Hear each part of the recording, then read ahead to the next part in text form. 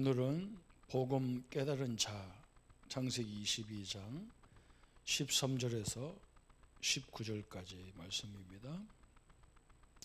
아브라함이 눈을 들어 살펴본즉 한 순양이 뒤에 있는데 뿔이 수풀에 걸려 있는지라. 아브라함이 가서 그 수양을 가져다가 아들을 대신하여 번제로 드렸더라. 아브라함이 그 땅 이름을 여호와 이레라 하였으므로 오늘날까지 사람들이 이르기를 여호와의 산에서 준비되리라 하더라. 여호와의 사자가 하늘로부터 두 번째 아브라함을 불러 이르시되 여호와께서 이르시기를 내가 나를 가리켜 맹세하노니 내가 이같이 행하여 내 아들 내 독자도 아끼지 아니하였은즉 내가 내게 큰 복을 주고 내 씨가 크게 번성하여 하늘의 별과 같고 바다의 모래와 같게 하리니 내 씨가 그 대적의 성문을 차지하리라. 또 내 씨로 말미암아 천하 만민이 복을 받으리니 이는 내가 나의 말을 준행하였음이라 하였더라 하니라.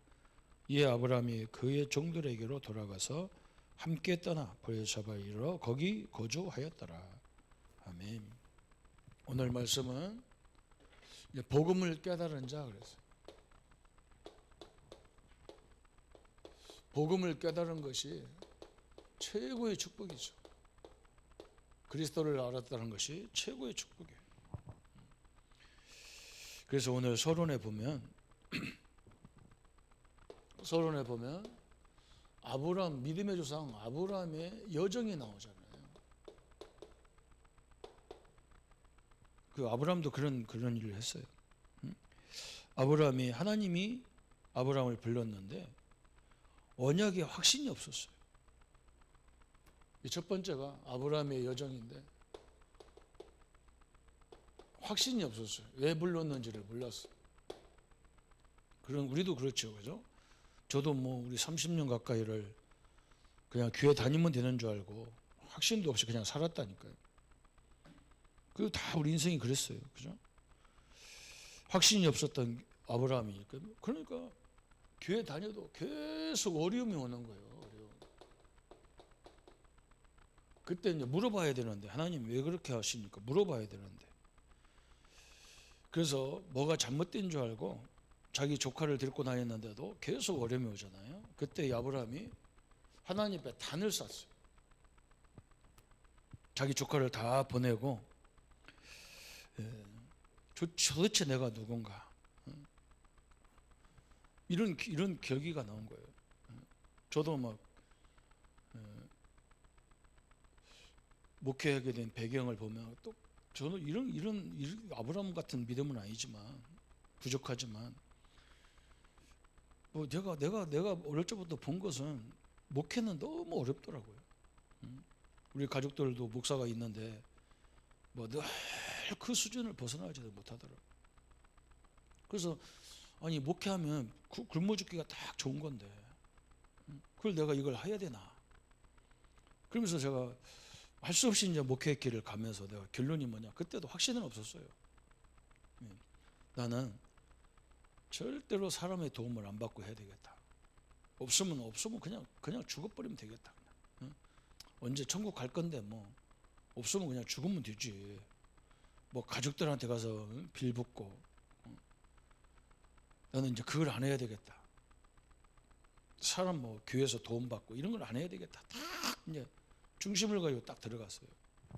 그때 제대로 복음을 알고 그런 것도 아니야. 왜냐면 우리 가족들이 목회를 하는데 너무 어려우니까 그 애들을 우리 집에 보내더라고. 우리 어머니 키워달라고.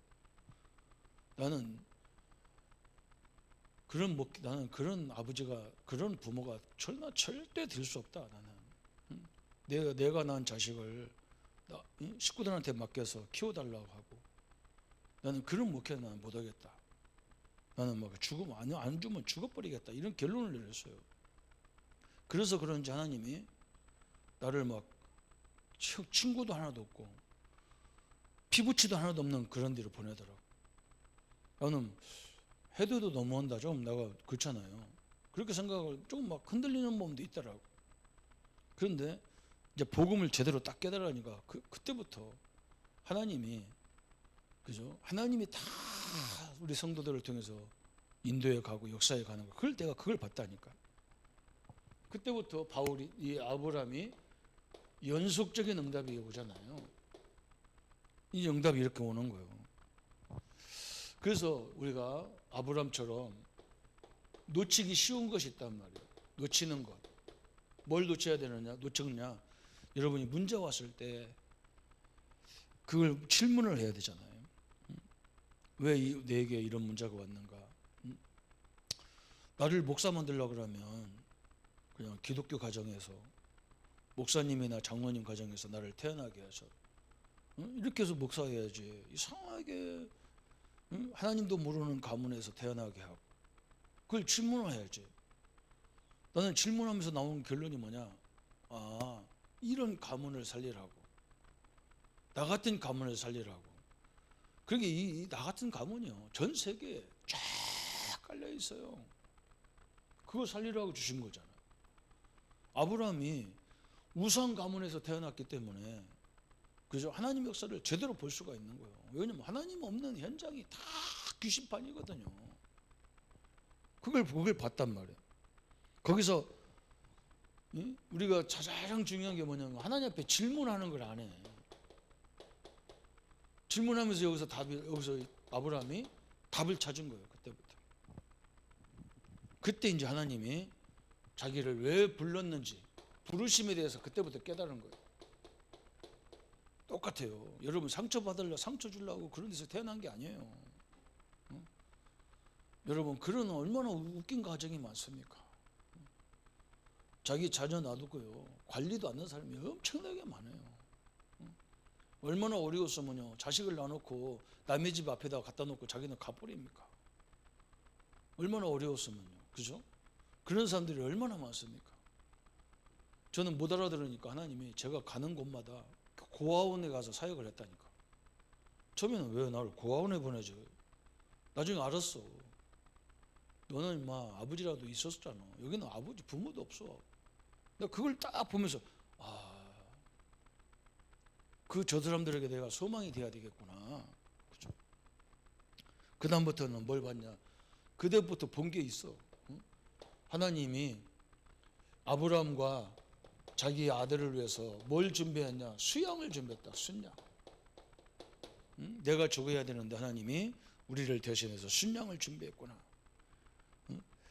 이 순양은 그냥 순양이 아니란 말이죠. 우리의 가문의 영원한 저주를 끊는 게 수양이에요. 그리스도예요.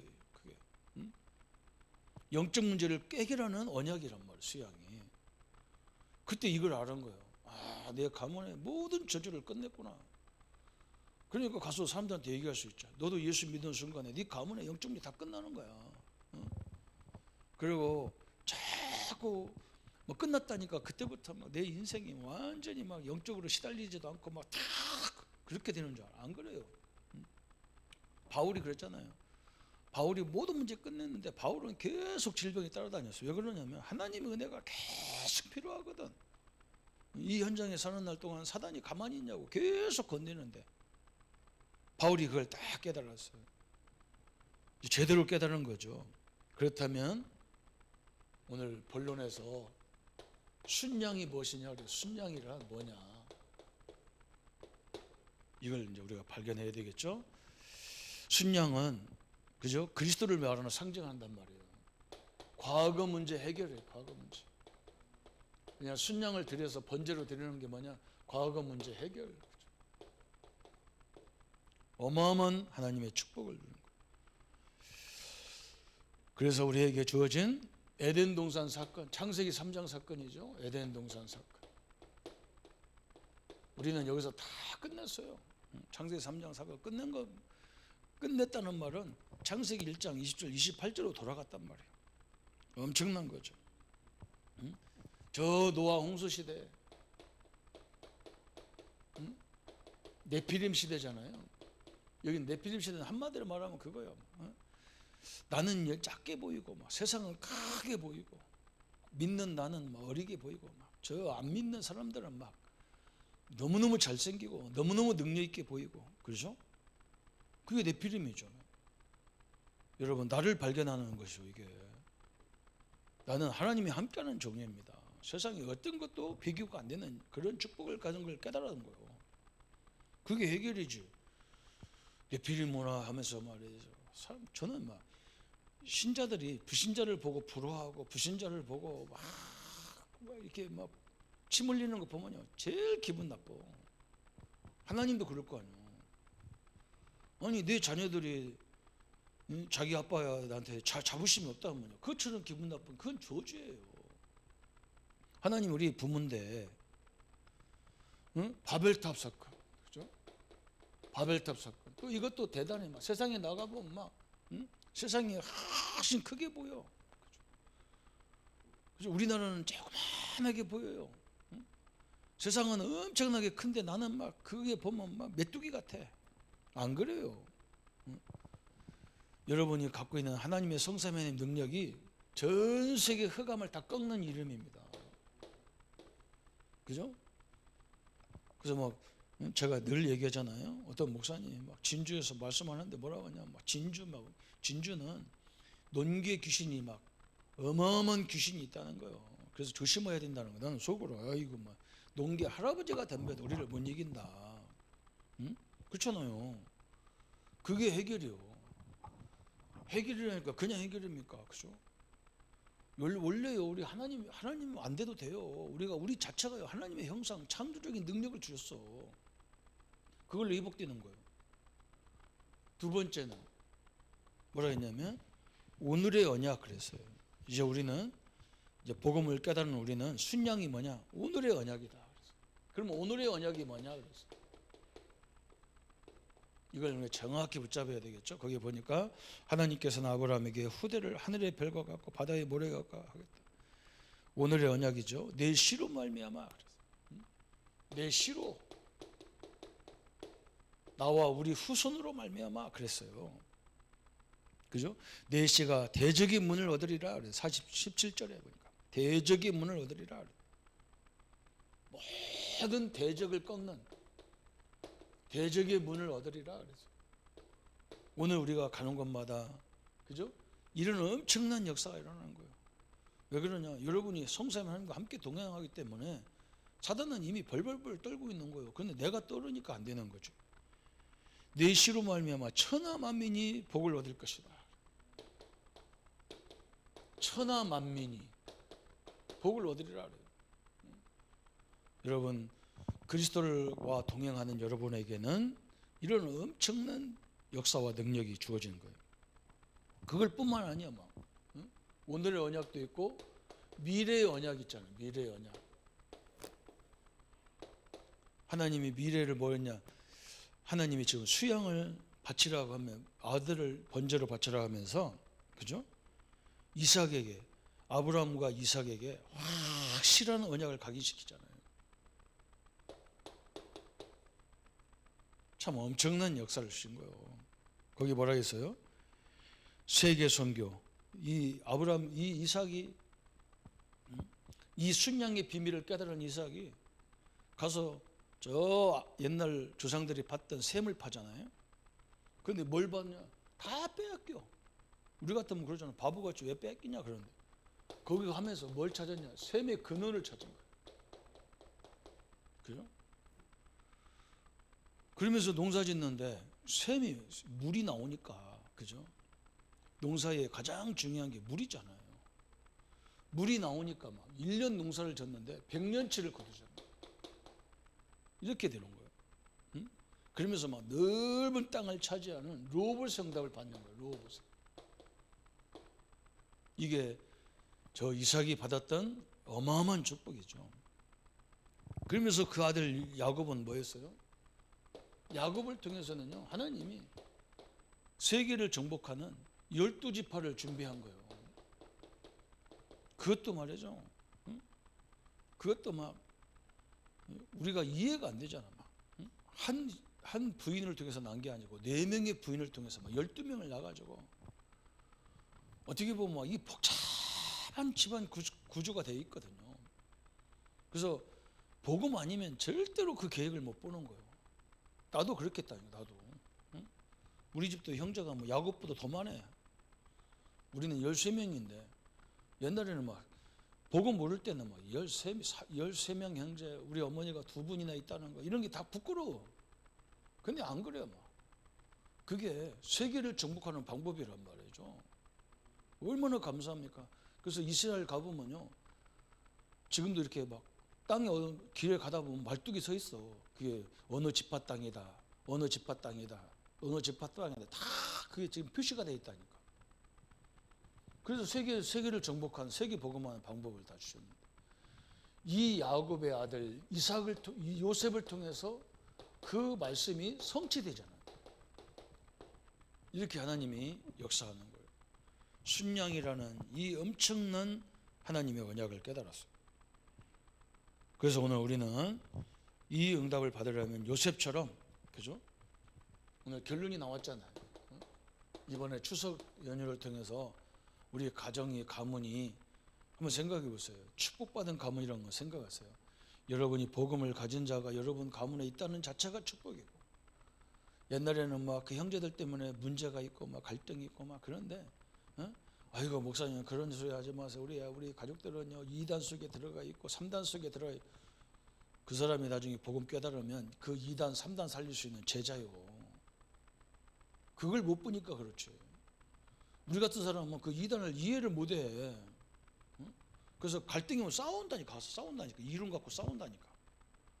싸울 거 없어요. 조용히 놔둬도 돼요. 저는 옛날에 뭐 몰라갖고 싸웠다니까. 알고 나서는 안 싸웠어. 내버려둬버려. 기도만 하고 누리고 있으면 돼. 저는 우리 큰 누나 전도한 거 얘기하잖아요. 완전 불교 골동이었는데, 우리 누나가 뭐 불교 막 철하러 간다면 내가 가라고. 내가 누나 내 애들 다 봐줄 테니까 가라고.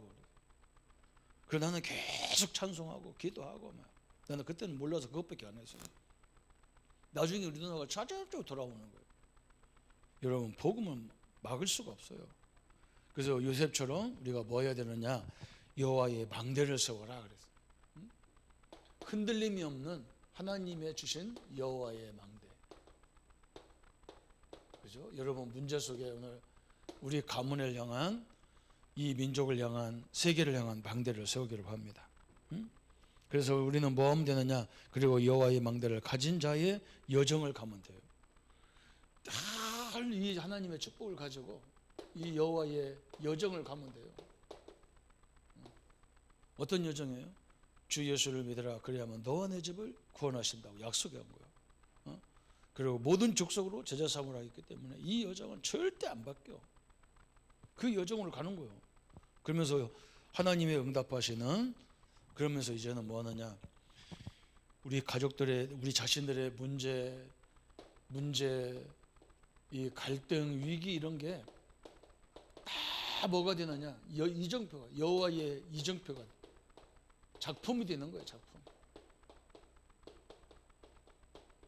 그래서 요셉은 보디발 집에서도 작품을 남기고 감옥에서도 작품을 남기고, 우리 총리가 됐어도 시대의 작품을 남기고, 그죠? 전체 다 남기죠. 그게 우리에게 주신 하나님의 축복입니다. 오늘 복음을 깨달은 자가 받은 영원한 축복. 오늘 추석 연휴 마지막 날인데 하나님의 역사를 붙잡고 우리 성도님들이 하나님의 영광을 마음껏 누리고, 이번에 본 모든 것들이 축복의 작품이 되는 그런 한 해가 또 시작되기를 예수님의 이름으로 축원합니다. 하나님 아버지 너무나 감사합니다. 주님이 주신 이 참된 응답을 붙잡고 시대를 살리는 하나님의 계획이 요셉의 가문처럼 일어나도록 하나님이 역사해 주옵소서. 절대 무너지지 않는 순양의 그 언약을, 우리도 그리스도의 언약을 우리가 죽어야 되는데 예수님을 십자가 죽으심으로 우리가 영원히 구원받았던 것처럼 오늘 우리에게 과거 문제 해결하는 시간, 오늘의 언약을 붙잡는 시간, 미래의 언약을 성취시키는 시간으로 축복하여 주옵소서. 감사와 영광을 주께 돌려엎고 우리를 구원하신 주 예수님의 이름으로 기도하옵나이다. 아멘.